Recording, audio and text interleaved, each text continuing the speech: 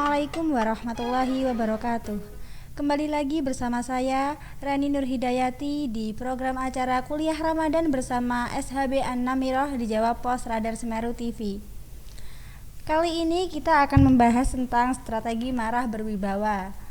Tentunya saya tidak sendirian, saya bersama Ustadz yang sudah ahli dalam bidangnya, yaitu Ustadz Salman Hudri. Mari pemirsa kita sapa Ustadz Salman. Assalamualaikum Ustadz. Waalaikumsalam warahmatullahi wabarakatuh. Baik Ustadz, sekarang kita akan membahas tentang strategi marah yang berwibawa. Nah, marah yang berwibawa itu seperti apa pemirsa? Langsung saja kita tanyakan kepada Ustadz. Sebelumnya Ustadz, saya akan menanyakan tentang definisi marah. Apa itu marah Ustadz? Baik. Bismillahirrahmanirrahim. Assalamualaikum warahmatullahi wabarakatuh. Waalaikumsalam. Alhamdulillahirabbil alamin. Wassalatu wassalamu ala sayyidina Muhammadin wa ala alihi washabihi ajma'in, ma ba'du. Rabbi shrah li sadri wa yassir li amri wahlul 'uqdatam min lisani yafqahu qawli. Terkait pertanyaan itu, maka apa itu marah? Marah itu kalau dalam bahasa Arab itu dikenal dengan al-ghadab. Al-ghadab, cuman banyak sekali bahasa-bahasa di dalam bahasa Arab yang terkait dengan kata marah ini.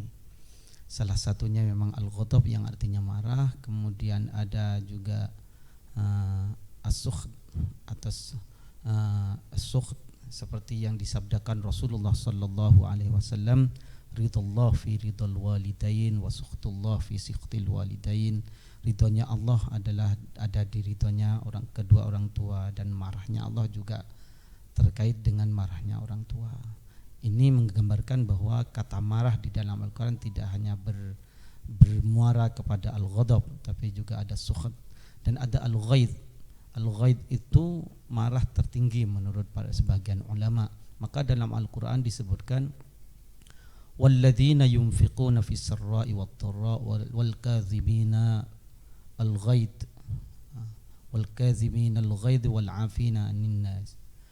Nah, orang-orang yang telah menginfakkan hartanya dalam kondisi yang samar dan kondisi yang jelas, dan orang yang menahan marah. Nah, maka dalam bahasa Arab banyak sekali bahasa yang terkait dengan kata marah. Salah satunya adalah ghaid, ada lagi adalah ghadab, adalah yang sukht. Itu menurut bahasa. Sedangkan menurut istilah itu ada ghadab itu adalah satu emosi oleh kekuatan untuk menghilangkan ketidaknyamanan yang ada dalam diri ini atau gemuruh di dada. Itu marah namanya. Nah, ini sebenarnya banyak ciri-cirinya kalau terkait dengan marah ini. Jadi terlihat tegang, matanya merah, kemudian urat-uratnya ini keluar dan seterusnya. Itu marah.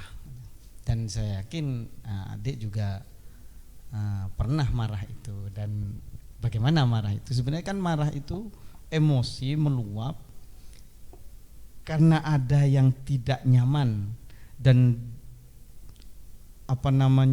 ada sesuatu yang harus dikeluarkan, akhirnya marah gitu. Marah ini satu yang alami dalam diri manusia, normal dalam diri manusia, hampir atas nama manusia. Bahkan Allah pun juga pernah dikatakan marah, malaikat juga pernah dikatakan marah, Rasulullah juga pernah marah. Apalagi kita ini orang-orang biasa ini pasti marah gitu lah. Nah, itu definisi marah, baik secara bahasa menurut istilah. Itu definisinya. Jadi secara bahasa tadi ada 3 ya Ustadz, ada 3 paling tidak. Ada al-ghadab, ada sukht, ada al-ghaid. Terus Ustadz, bagaimana sifat terkait marah atau tindakan orang terkait marah gitu? Iya, tipe orang terkait marah ini begini, ada 3. Ada dikenal dengan tafrit. Ini yang ekstrim-ekstrim, ada yang ekstrim lemah, ada yang ekstrim keras, ada yang biasa-biasa. Ada istilah tafrid. Tafrid itu adalah orang yang memang kehidupannya nggak pernah marah, gitu, santai aja deh. Ya diapain juga santai. Ini tidak positif. Kalau ini tidak marah, lebih-lebih terkait dengan agama, terkait dengan harga diri, dan ini tetap tidak marah. Orang ini cenderung nanti dikenal dengan pengecut. Maka seyogyanya orang itu ya pada satu waktu marah, pada satu waktu memang tidak perlu marah. Jangan kemudian tafrid itu yang nggak pernah marah, santai aja, dihina santai aja, ini santai aja. Memang ada sebagian kiai, sebagian ulama yang dihina secara pribadinya tidak marah. Nah, kenapa tidak marah? Kemungkinan dia memahami sejauh dia tidak menghina, tidak menjatuhkan harga diri, tidak menghina agama, tidak menghina dan seterusnya, itu dia tidak marah. Pantaslah. Tapi kalau umpamanya dalam setiap segi dihina, dalam setiap posisi itu tidak marah, itu tidak baik, maka akan dikatakan pengecut nanti. Yang kedua itu ifrat. Ifrat ini jenis orang yang marah-marah terus, kehidupannya tersinggung dikit marah, tersinggung dikit marah. Nah, ini juga tidak positif, tidak baik. Kenapa? Orang yang seperti ini cenderung nanti akan ditinggalkan oleh orang. Karena saya yakin kalau orang sering marah-marah itu kan orang lain tidak suka, tidak suka. Nah, maka yang tafrid atau ifrat ini kurang baik. Yang ketiga itu ada istilahnya i'tidal. I'tidal ini berarti dia marah pun dia tidak, tergantung situasi dan kondisi. Dia marah, dibutuhkan nggak marah di situ. Kalau sekiranya dibutuhkan dia marah. Kalau sekiranya tidak dibutuhkan dia tidak perlu marah.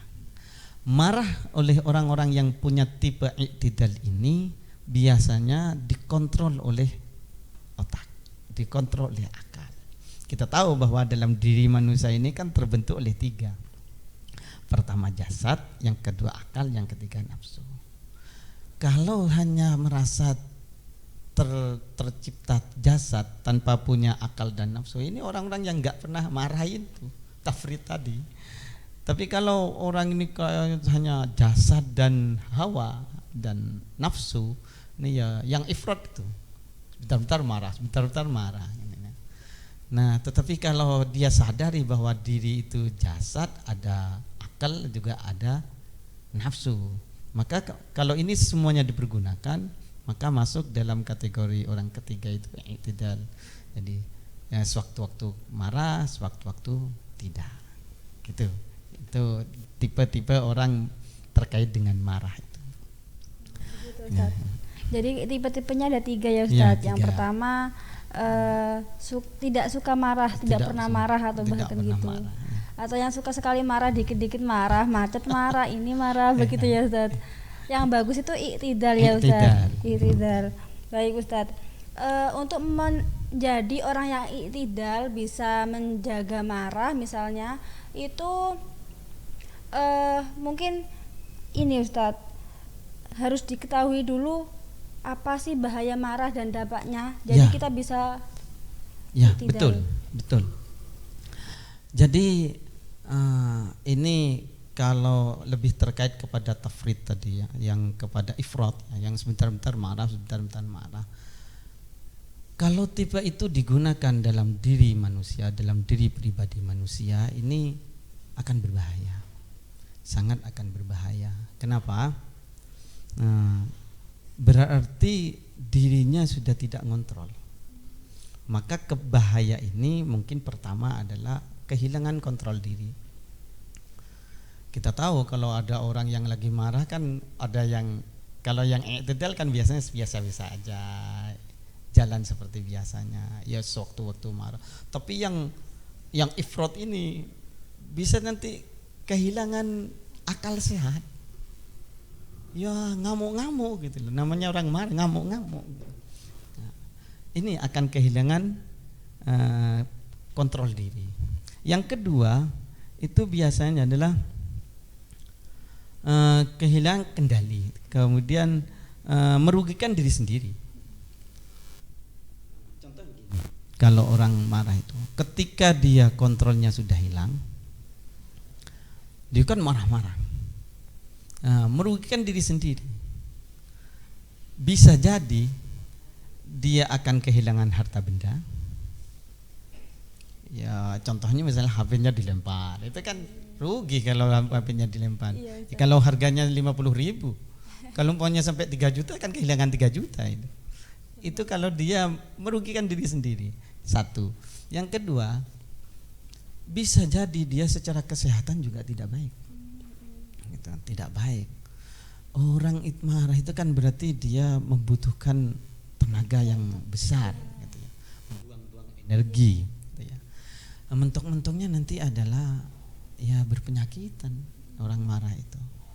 Maka jangan suka marah. Ya, sebentar-bentar marah itu tadi, jangan suka marah. Kendalikan marah itu, kendalikan sehingga tidak merugikan diri sendiri. Kadang-kadang kan orang marah itu nonjok-nonjok sesuatu, lemari ditonjok, padahal lemarinya sendiri. Gitu. Itu merugikan. Kalau itu lemari orang bisa ganti, dia akan merugikan diri sendiri. Yang selanjutnya adalah bisa ketika marah betul-betul tak terkontrol, bisa menodai agama. Kata-katanya juga tidak terkontrol, bahasanya juga tidak baik, kemudian bisa juga mengganggu orang lain. Lah kalau bahasa sudah tak terkontrol, bahasa yang keluar sudah tidak agama, kemudian dia marah-marah dan ngamuk-ngamuk, itu tidak sesuai dengan agama. Ini kan berarti dia seakan-akan menjadi orang yang tak beragama. Padahal agama kita ini mengajarkan bagaimana marah itu terkontrol. Gitu.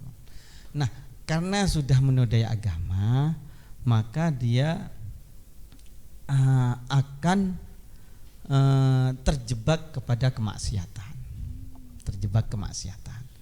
Yaitu bahasanya juga tidak terkontrol, ya bahasanya juga akan menimbulkan maksiat. Kemudian akan mengganggu orang yang juga itu maksiat itu kepada Allah. Dengan maksiat orang yang marah-marah itu, maka azab Allah akan menunggu. Gitulah. Maka kalau ada orang yang suka marah-marah, dia akan ditunggu oleh azab Allah, juga dia secara kesehatan juga kurang baik. Itu adalah bahaya dari marah. Kemudian akibatnya apa? Nah, akibat itu satu adalah ke diri sendiri, di samping merugikan kepada harta benda, kemudian merugikan secara fisik juga, secara fisik ya. Banyak hal dengan marah itu. Maka banyak ilmuwan, para dokter juga menyatakan bahwa marah itu kan marah yang tafrit ya, yang ifrat, yang bukan bukan i'tidal, yang pokok sebentar-bentar marah itu. Ini kan berarti punya pemikiran yang tidak positif. Ada pakar kedokteran bahwa 70% dari timbulnya penyakit itu kan dari berpikir yang tidak positif. Nah, 20%-nya adalah makanan, 10%-nya adalah olahraga. Saya kadang-kadang mengamini bahasa itu, bahwa penyakit itu ditimbulkan lebih didominasi karena punya pemikiran yang tidak positif. Selalu marah-marah itu tadi, maka akan timbul kencing manis, akan timbul darah tinggi, akan timbul ini dan itu, bahkan cenderungnya ke emah. Setelah emah baru tuh panas. Ini akibat dari ketidakkontrolan marah pada diri sendiri, sangat merugikan diri sendiri, baik hartanya maupun dirinya sendiri.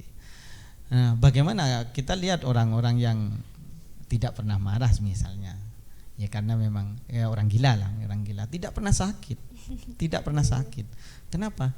Karena dia ya seperti itulah. Pikirannya selalu standar, tidak santai gitu lah. Tidak pernah marah gitu lah. Karena memang itu berjalan sesuai seperti itulah orang gila. Tidak pernah sakit dengan konsumsi apapun, tidur dimanapun. Ya begitu sudah orang-orang yang pemikiran sudah ini. Tapi orang seperti kita ini yang waras-waras ini, karena mungkin seringnya marah, seringnya ini, salah satunya marah ya, karena itu pikiran yang tidak positif, akhirnya masalahnya adalah kepada fisik, sakit dan seterusnya. Itu adalah bahaya dari selalu marah-marah dan dampak kerugian dari marah itu. Jadi banyak sekali dampak dan bahayanya ya Ustadz, terutama termasuk kesehatan tadi. Iya. Ya. Tapi saya sering mendengar nih Ustadz, kalau misalnya marah-marah, nanti puasamu batal loh kalau marah-marah. Apakah marah-marah itu membatalkan puasa? Mungkin karena berkata kotor, kan begitu Ustadz? Begini, kalau fikih menyatakan bahwa marah tidak membatalkan puasa. Karena yang membatalkan puasa itu adalah memasukkan benda kepada lubang yang masuk ke perut.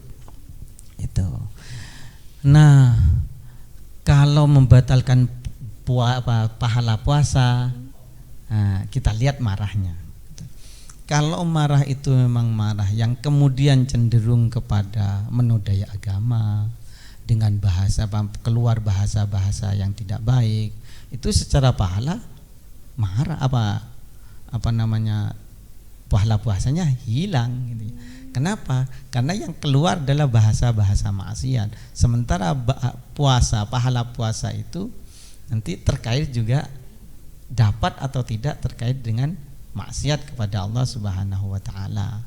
Maka kalau marah kemudian keluar bahasa-bahasa yang tidak baik, maksiat kepada Allah, menodai agama, maka pahala puasanya akan hilang. Tetapi secara puasa, secara fikihnya tidak apa-apa, tidak ada masalah. Itu. Tetapi kalau marahnya memang marah seperti yang tadi, terkontrol marahnya karena memang ada alasan yang memang harus marah, karena ada harga diri, agama dan sebagainya, memang harus marah gitu, harus marah. Jangan kemudian santai-santai aja ketika terkait dengan harga diri dan seterusnya. Nah, kalau sekiranya memang merendahkan agama, dan itu harus marah. Itu. Jadi begitu Ustadz, marah itu tidak membatalkan puasa, tetapi menghapus pahalanya. Pahala puasa. Nah, masuk dalam rabbas shaimin laisa lahu jazaa'un min siyamihi illa al-ju' wal 'atas. Nah, banyak sekali orang yang puasa tidak dapat dari puasanya kecuali lapar dan haus. Ya, salah satunya adalah tidak mampu mengendalikan diri dari perbuatan marah, sehingga bahasa-bahasa yang keluar dari dirinya itu adalah bahasa yang menodai agama, tidak baik, maksiat kepada Allah Subhanahu wa taala. Baik Ustaz, terima kasih. Tadi pemirsa sudah dijelaskan pengertian marah, bagaimana sifat-sifat dan sikap orang marah, tipe-tipe orang marah, juga dampak dan bahayanya marah. Jadi banyak sekali hal-hal yang harus disikapi dan dipahami dari marah itu sendiri. Jadi jangan kemana-mana, karena di segmen kedua nanti kita akan membahas tentang hukum marah dan cara mengendalikan marah itu sendiri. Dan bagaimana sih marah berwibawa itu. Jadi tetap di Kuliah Ramadan bersama SHB An-Namirah di Jawa Pos Radar Semeru TV.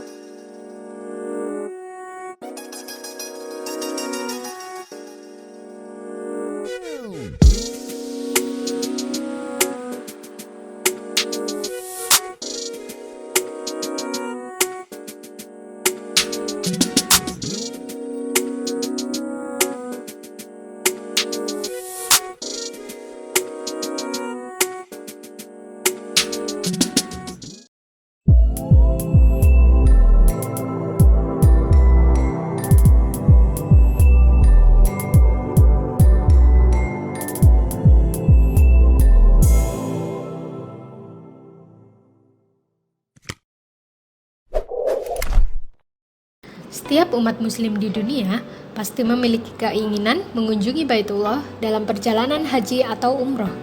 Keistimewaan bersama kami berupa keamanan legalitas, harga kompetitif, bimbingan insentif selama umroh, dengan hotel yang dekat dengan Masjid Nabawi dan Baitullah, serta pelayanan prima dari pembimbing kami yang berpengalaman. Mekanisme pendaftaran calon jamaah: pilih tanggal keberangkatan dan paket umroh atau haji yang diinginkan, mengisi formulir pendaftaran umroh atau haji, menyerahkan dokumen persyaratan paspor, pas foto 4x6 sebanyak 10 lembar, KTP, KK, surat nikah, dan akta asli. Mari umroh bersama SHB An-Namiro.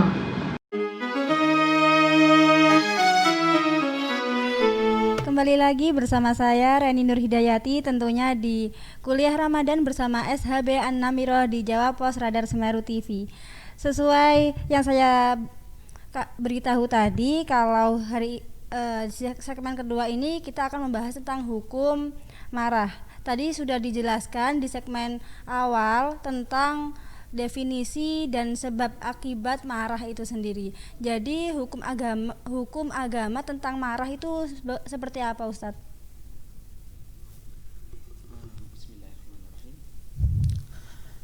Terkait dengan hukum marah gitu ya, ini tidak berbicara tentang apakah tipe orangnya, apa yang tafrid, apa yang ifrat, apa yang i'tidal, tidak.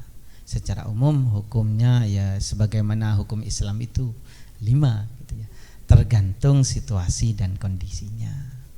Pertama, marah itu wajib marah itu ketika terkait dengan agama, terkait dengan harga diri dan seterusnya. Karena menjaga itu wajib. Salah satu contoh misalnya dalam sebuah hadis, man ra'a minkum munkaran falyughayyirhu bi yadihi, faman lam yastati' fa bi lisanihi, faman lam yastati' fa bi qalbihi, wa dzalika adhaful iman. Barang siapa yang melihat kemungkaran, maka cegahlah dengan kekuatan, dengan tangan gitu ya.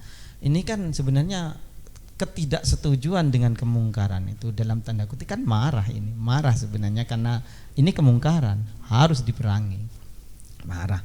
Kemudian fa illam yastati fa bilisani, kalau tidak bisa dengan kata-kata. Tapi kalau tidak bisa lagi fa biqalbi wa dzalika, dengan hati, dan itu adalah selemah-lemahnya iman. Artinya begini, wajib memang ketika terkait dengan agama, terkait dengan kemungkaran, terkait dengan penghinaan terhadap agama, wajib kita marah.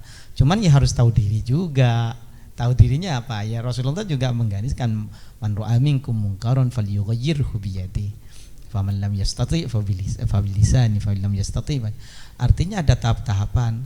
Kita marah, memang betul marah gitu ya. Wajib marah itu. Kalau sekiranya kalau marah itu resikonya kepada diri, akan dibunuh sebenarnya, ya tetap harus marah, tapi lompat kepada yang kedua dengan mungkin kata-kata dia. Nah, dikasih tahu kalau ini tidak baik dan hakikatnya itu kan marah, tidak setuju dengan apa yang tindakan seseorang gitu ya. Tapi kalau seandainya dengan kata-kata itu tidak juga akan merugikan diri sendiri, maka marahlah dengan hati sebenarnya. Cegahlah dengan hati. Caranya adalah ya kita doakan orang itu sehingga tidak berbuat kemungkaran. Itu kan artinya kita tidak setuju, kita marah dengan tindakan orang yang tindakan kemungkaran yang dilakukan oleh orang itu. Tetapi ingat bahwa ketika kita hanya berbuat dengan hati, itu adalah at'aful iman, selemah-lemahnya iman kalau itu mampu. Jadi wajib kalau terkait dengan agama, penghinaan dan seterusnya.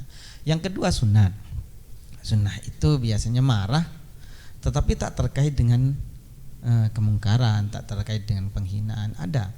Pernah satu ketika Rasulullah marah gitu ya kepada Mu'adz bin Jabal. Ketika beliau Mu'adz bin Jabal itu ngimami kepanjangan.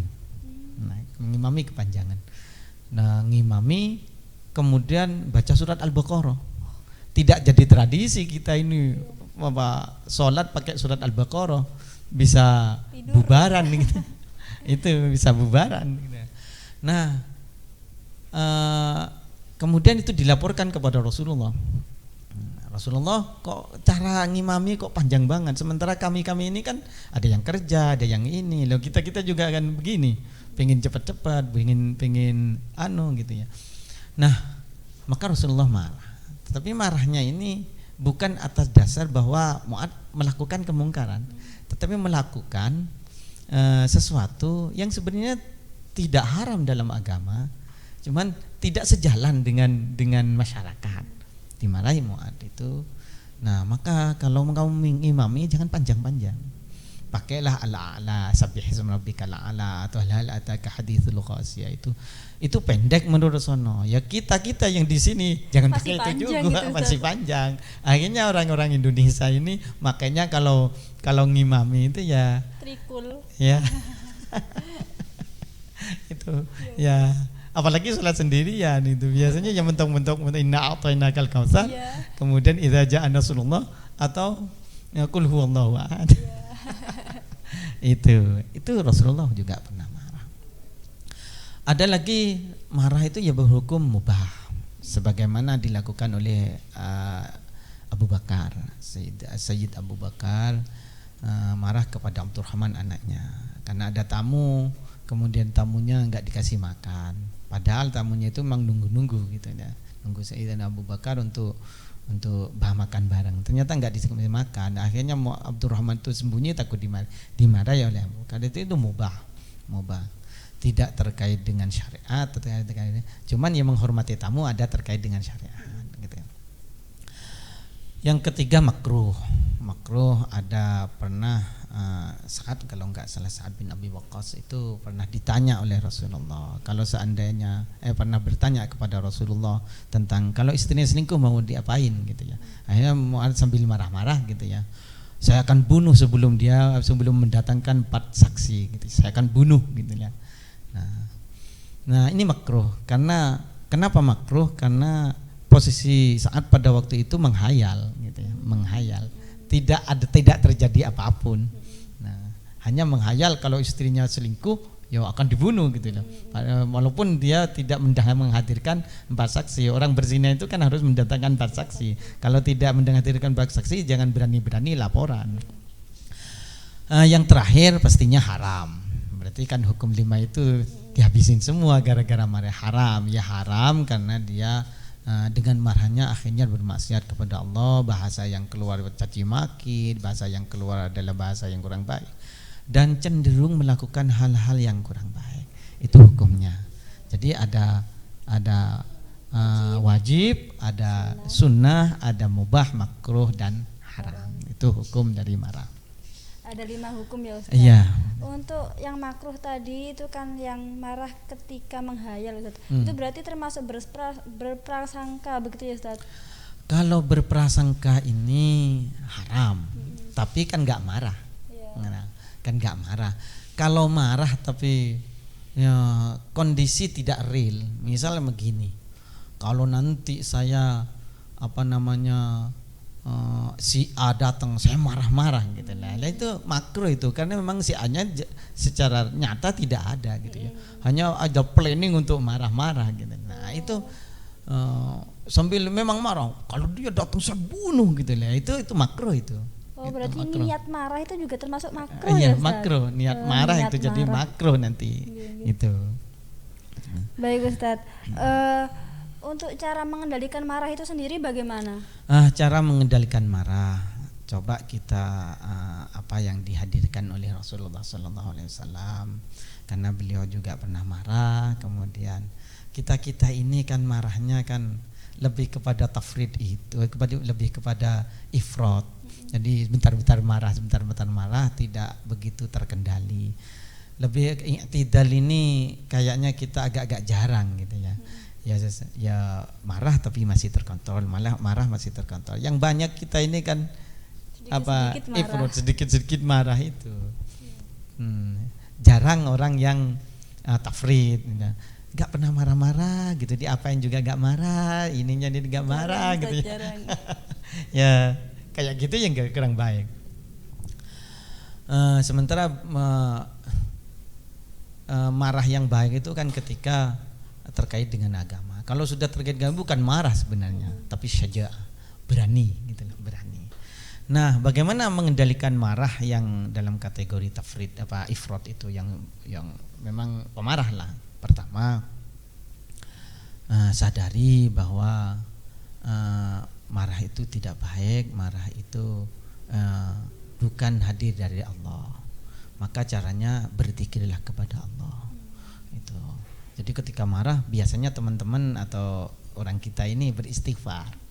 Astagfirullah, kok marah-marah ini, kenapa gitu ya. Betul kata Allah dalam Al-Qur'an, ala bidzikrillahi tatma'innul qulub, bahwa berzikir kepada Allah itu adalah menenangkan hati. Dengan tenang hati ini kan marahnya akan hilang. Beristighfar itu. Itu yang pertama. Yang kedua, marah ini timbulnya kan dari setan. Maka betul kata Al-Mujahid dalam kitabnya itu, ketika marah memang iblis itu berperan dalam diri manusia yang dalam pribadi yang lagi marah itu. Apa katanya? Iblis itu berusaha untuk mengendalikan kata-katanya, dia bagaimana sekiranya berkata tapi dia tidak sadar, tidak tahu. Nah, dan dia akan melakukan sesuatu yang nanti akan menyesal di kemudian hari. Itu kerjaan iblis itu. Ya, kerjaan iblis. Jadi marah-marah pokoknya wah, kan orang kalau sudah berkata enggak karu-karuan itu padahal dia tak terkontrol. Nanti kalau sudah sadar dia dari marahnya, iya saya kok ngomong gini gitu kan. Jadi menyesal. Wah, kemudian wa alima bima yandam. Pertama itu iblis akan mengapa qala bima la ya'lam, kemudian wa alima wa fa'ila wa amila bima yandam. Iblis itu akan mengendalikan kata-katanya supaya kata-kata yang keluar dia bukan kata-kata yang terkontrol dan dia dikendalikan oleh iblis. Melakukan sesuatu yang nanti akan menyesal. Pada akhirnya akan menyesal. Maka kata Rasulullah sallallahu alaihi wasallam dalam sebuah hadis, innal ghadab minasyaitan. Jadi marah itu dari setan. Wasyaitana khuliqa minan nar. Setan itu diciptakan dari api. Nah, kemudian wa tudfa'u an-nar bil ma. Nah, maka indal ghadab itu tudfa'u an-nar bil ma. Padamkan api itu dengan air. Maka faman ghadaba idza ghadaba ahadukum falyatawadda. Maka yang kedua ada berwudu. Ketika ada ketika ada satu pribadi yang marah, berwudulah. Insyaallah dia marahnya akan turun terkendali. Itu. Yang ketiga itu adalah ada satu ajaran yang diajarkan oleh Rasulullah SAW untuk mengendalikan marah. Pada satu waktu Mu'adz bin Jabal itu dengan Rasulullah melihat ada orang yang lagi berantem, gejolak-gejolokan gitu ya, saling mencaci. Maka melihat salah satu di antara itu mukanya marah begitu, bertanda marah. Kemudian Rasulullah berkata, inni u'allimu idza qala kalimatan idza qalaha la zahaba anhu ma yajid. Nah, kata Rasulullah, wes nih sampean tak ajari. Kalau ini dikatakan nanti marahnya akan hilang. Entahlah, mumpung lagi berantem nih tak ajari biar nanti marahnya hilang. Nah, lau qala a'udzubillahi minasyaitonir rajim. Maka seandainya kamu berkata a'udzubillahi minasyaitonir rajim, marahnya akan hilang.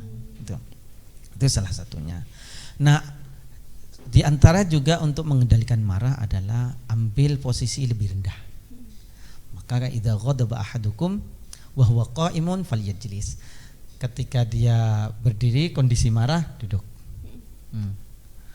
Fa in dhahaba anhu wa ghadab anhu fa illam yadhhab, kalau tidak hilang, fa in dhahaba al-ghadab wa illa falyattaji. Kalau hilang marahnya, maka kalau tidak hilang maka falyattaji itu adalah tidur berbaring. Artinya ambil posisi dari tinggi ke bawah. Kalau seandainya posisi duduk lagi marah, tidurlah. Gitu. Itu salah satu cara untuk menghilangkan marah dalam diri seseorang. Itu tipe untuk menghilangkan marah dari Rasulullah SAW. Nah, itu yang cara mengendalikan marah. Ya. Baik Ustadz, tadi sudah tahu hukumnya dan cara mengendalikan marah. Lantas marah yang berwibawa itu seperti apa? Begini, kesimpulannya bahwa marah yang berwibawa itu bagaimana? Adalah marah karena dia menjaga kehormatan, menjaga agama, itu adalah marah berwibawa. Satu. Yang kedua adalah marah yang pada posisi sebenarnya dia marah gitu. Sebenarnya dia marah tapi dia kendalikan. Dia kendalikan, itu adalah marah berwibawa. Kata Rasulullah sallallahu alaihi wasallam itu laisa syadid bisur'ah. Orang kuat itu bukan orang yang kuat membanting. Tapi innamasyaddidul ladzi yamliku nafsahu indal ghadab. Tetapi orang yang kuat itu menurut Rasulullah adalah orang yang mampu mengendalikan diri ketika dia marah. Dia marah tapi dia mampu mengendalikan diri, itu adalah marah yang berwibawa.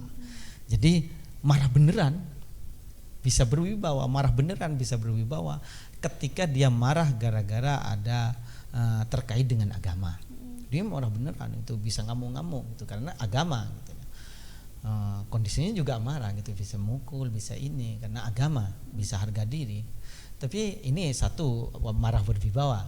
Yang kedua adalah dia marah gitu, tapi dia tidak tampakkan, dia bisa mampu mengendalikan diri, mampu mengontrol dirinya dari kemarahan itu. Itu adalah marah berwibawa menurut Rasulullah SAW.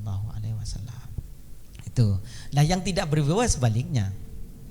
Maka marah-marah nggak karu-karuan, marah-marah nggak ketahuan juntrungnya atau apa, bahkan marah-marah yang kemudian cenderung melakukan maksiat, cenderung menudai agama, cenderung melakukan yang tidak baik. Itu marah-marah yang tidak berwibawa. Itu kesimpulan dari marah-marah berwibawa.